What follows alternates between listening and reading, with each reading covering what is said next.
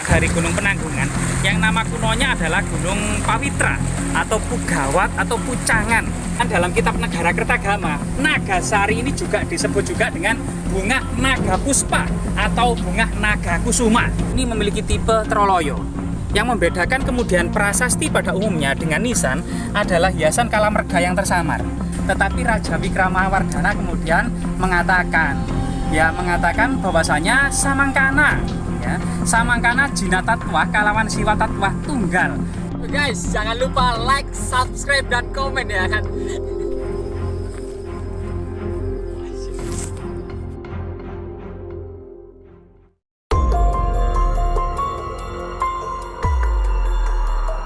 Luar biasa sekali memang alam anugerah Nusantara yang sangat luar biasa sekali. Kita saat ini dengan panorama Gunung Penanggungan, dengan kabut yang ada di puncaknya, luar biasa sekali. Jadi fenomena alam yang senantiasa puncak dari Gunung Penanggungan yang nama kunonya adalah Gunung Pawitra atau Pugawat atau Pucangan. Pada masa Airlangga ini disebut juga Pugawat dan Pucangan. Sedangkan pada masa Empu Sendok abad ke-10 memang ada istilah namanya Pawitra atau Pancuran I Pawitra dan Sanghyang Asrama I Pawitra. Artinya pada masa kuno gunung ini memang bernama Pawitra. Gunung Penanggungan sendiri memang dianggap gunung suci ya, terutama dalam kitab Tantu Pagelaran itu memang para dewa mengangkat puncak gunung Himalaya untuk dibawa ke Jawa agar pulau Jawa ini stabil. Kemudian diletakkan di ujung timur yang bernama Gunung Mahameru atau Gunung Semeru. Tapi kemudian pulau Jawa kemudian miring ke timur sehingga puncak Gunung Mahameru atau Semeru dibawa ke barat, jatuhlah di sini. Secara mitologi itu menjadi Gunung Penanggungan atau Gunung Pawitra. Nah, gitu. Saat ini misalnya dalam penelitiannya Pak Nigel Bulog ya, Ubaya Training Center itu membuat buku namanya Kepurbakalaan Gunung Penanggungan. Tercatat ada 138 lebih situs percandian di Gunung Penanggungan. Jadi ada gua pertapaan, ada punden berundak-undak, altar permujaan, dan struktur kemudian percandian yang ada di Gunung Penanggungan ini banyak sekali, ratusan. Terutama di lereng barat via pendakian Kedungudi, di lereng utara ya via pendakian Jedong, Jolotundo maupun Kunjoro Wesi dan Telogo. Ini banyak sekali candi-candi yang dibangun pada masa era Majapahit. Misalnya Candi Wayang, Candi Kerajaan di arah Kunjoro Wesi dan Telogo ini. Inskripsi yang ada adalah tahun 1360 Masehi, yaitu masa Hayam Wuruk atau 1 tahun setelah perjalanan Hayam Wuruk dan rombongan Majapahit menuju Lumajang. Karena waktu itu seluruh kemudian bangsawan Majapahit melakukan perjalanan menuju Lumajang tahun 1359. Nah, di sini kita berada di Desa Nogosari. Ya, nama ini sangat kuno sekali ya. Seperti nama Nagasari atau bunga Nagasari. Nah, ini bunga Nagasari sendiri merupakan bunga yang disucikan ya. Iya. Bunga Nagasari sendiri atau Mesua Vereel. Kemudian dalam kitab Negara Kertagama, Nagasari ini juga disebut juga dengan bunga naga puspa atau bunga naga kusuma. Di selain kemudian tempat-tempat keramat dan tempat-tempat pemujaan dan percandian pada masa Majapahit, selain ditanami pohon Nagasari, juga penuh dengan tanaman pohon Kamboja yang saat ini di makam-makam Islam di Jawa ini juga di makam-makam masih menggunakan pohon Kamboja. Selain pohon Kamboja adalah pohon puring, kemudian pohon andong gitu, yang warna-warni ada yang merah, ada yang putih, pohon andong, karawira, bana, kemudian seruti. Nah, saat ini nama-nama bunga ini tidak kita kenali lagi, tetapi puring dan Kamboja ini masih terdapat di makam-makam umum gitu loh. Ini waktu itu memang merupakan jejak-jejak lokasi yang keramat penuh dengan tanaman Kamboja yang saat ini tinggal di makam-makam. Ini juga airnya sangat jernih dan mengalir gitu ya dari lereng Gunung Welirang di sebelah sana dulu, yang juga awan-awan tebal mengelilingi sana itu adalah pohon welirang, Gunung Welirang, gunung yang juga nama kunonya adalah Gunung Kemukus.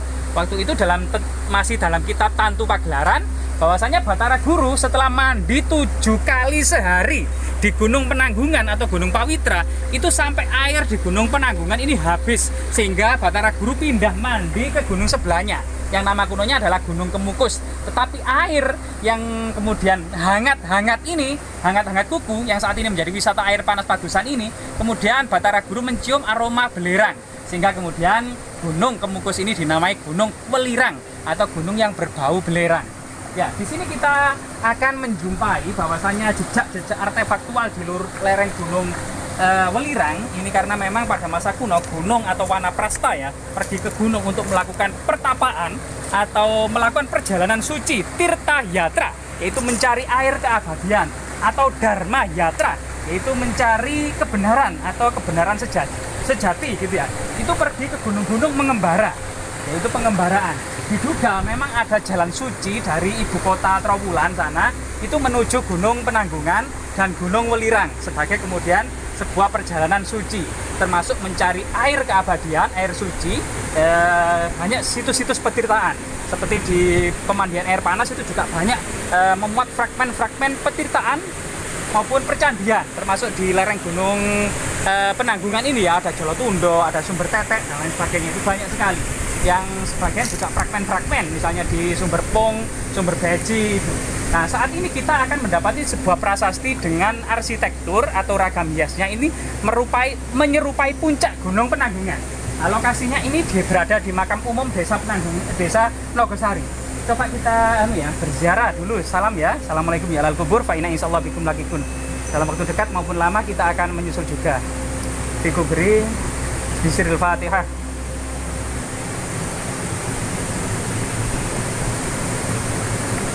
Ya, amit Mbah, nuwun sewu Mbah. Kita coba uri-uri budaya karena di makam umum Desa Nogosari ini ternyata mengandung sebuah prasasti.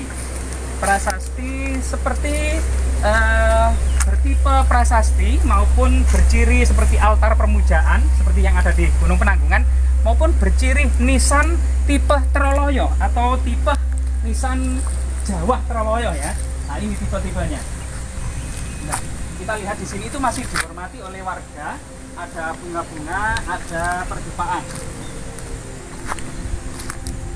Nah, memang terbuat dari batu andesit, cuman memang sebagian terlihat memang agak aus, dipenuhi dengan lumut ya, lumut. Nah, tapi di sini kita tahu bahwasanya bentuk ukuran dan ragam hias ini dari nisan ini memiliki tipe Troloyo.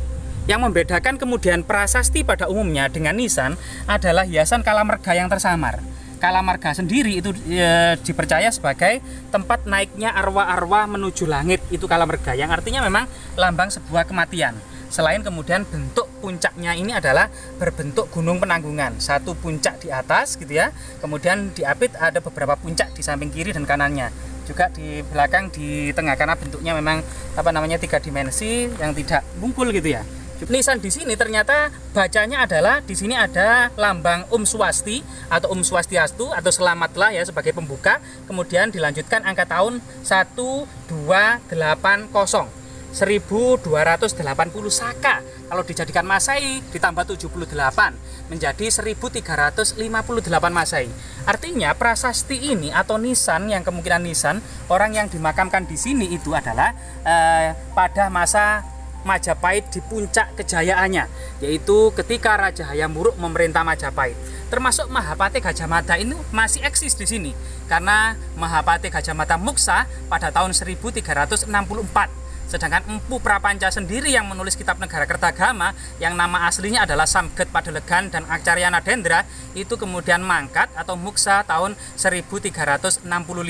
Sehingga ini dimungkinkan orang yang kemudian almarhum yang kemudian dimakamkan di sini ini ketika Patih Gajah Mada, Empu Prapanca dan Raja Hayam Wuruk itu masih eksis, masih segar bugarnya dan Majapahit di puncak kejayaannya. Semoga kemudian situs seperti ini bisa kemudian dinaungi dengan cungkup ya, dipelihara dan dirawat serta diuri-uri serta dilestarikan. Karena ini bukti-bukti kejayaan masa Majapahit. Bagaimana kemudian akulturasi terlihat pada nisan-nisan di Troloyo. Ada inskripsi Arab, tapi masih menggunakan tahun-tahun Saka, tapi masih menggunakan langgam-langgam yang berciri agama Hindu dan Buddha. Misalnya lambang Gunung Pawitra, gunung dipercaya sebagai tempat bersemayamnya arwah-arwah leluhur dan para dewa, serta kemudian menggunakan kalamerga. Kalamerga atau pelangi atau teja ini juga dipercaya dalam mitologi Hindu sebagai jalan untuk menghantarkan arwah-arwah leluhur naik ke langit atau naik ke kayangan. Juga menggunakan tahun Saka atau tahun Jawa, artinya penggunaan tahun Hijriah ini belum begitu banyak dikenal. Ini luar biasa. Selain akulturasi dalam bidang arsitektur, akulturasi dalam bidang penyebutan ajaran-ajaran Islam pada masa Majapahit juga masih menggunakan istilah-istilah lokal. Misalnya penyebutan Allah Subhanahu wa taala ini masih menggunakan kata pangeran atau gusti. Kemudian ulama masih disebut pendeta. Kemudian banyak istilah-istilah seperti pangeran, seperti puasa, seperti langgar, tempat untuk menjalankan ibadah. Ini istilah-istilah lokal. Sehingga pada masa Majapahit itu ya, agama Islam belum dianggap sebagai agama baru, melainkan dianggap sebagai agama kasogatan atau agama Buddha, tetapi dalam aliran-aliran dan sekte-sekte khusus atau sekte-sekte rahasia. Disitulah sebagai contoh itu kemudian ketika Maulana Malik Ibrahim ya, itu kemudian sowan ke Raja Wikramawardhana ketika mendialogkan agama Islam dengan sangat mengesankan, tetapi Raja Wikramawardhana kemudian mengatakan bahwasanya samangkana jinatatwa kalawan siwatatwa tunggal, yang artinya tidak adalah perbedaan antara agama-agama itu, yang artinya pada hakikatnya itu satu. Kemudian mengutip kitab Sota Soma karangan Empu Tantular gitu ya, yang kemudian kalimat binikah tunggal ika tanhana dharma marwa, berbeda-beda tetapi tetap satu. Kemudian tidak ada dharma, tidak ada agama atau kebenaran yang mendua. Sehingga kemudian Maulana Ibrahim pun dipersilahkan menuju Gresik. Silakan saja kemudian pemikiran ataupun agama atau dharma, kebajikan-kebajikan yang kamu miliki, silakan saja kemudian kamu dialogkan kepada masyarakat tanpa adanya paksaan. Kalau ada masyarakat yang menerimanya ya silakan. Kalau ada masyarakat yang menolak ya kemudian tidak kemudian diambil pusing. Begitulah kemudian tanggapan dari Raja Wikramawardhana. Di situ kemudian masalah agama di Majapahit ini terutama di kota Trowulan secara artefaktual yang kita temukan saat ini. Ada Candi Brahu yang bersifat Buddha, ada Candi Bajang Ratu yang bersifat Waisnawa, kemudian ada Candi Siwa, ada makam Troloyo yang di situ sejak awal-awal Majapahit sudah ada. Artinya di ibu kota Majapahit tersebut multi agama yang hidup rukun dalam satu payung Wilwatikta atau kota Trowulan, yaitu Caitra bulan purnama yang menerapi, yang menerangi setiap penjuru bumi, setiap penjuru Nusantara di bawah naungan Wilwatikta. Inilah kemudian jiwa besar dari Majapahit yang diajarkan oleh raja-raja Majapahit dan para intelektual Majapahit. Artinya memang Majapahit yang besar harus senantiasa mementingkan persatuan dan kesatuan Nusantara. Semoga kemudian situs-situs seperti ini tetap lestari. Majapahit Study Club sangat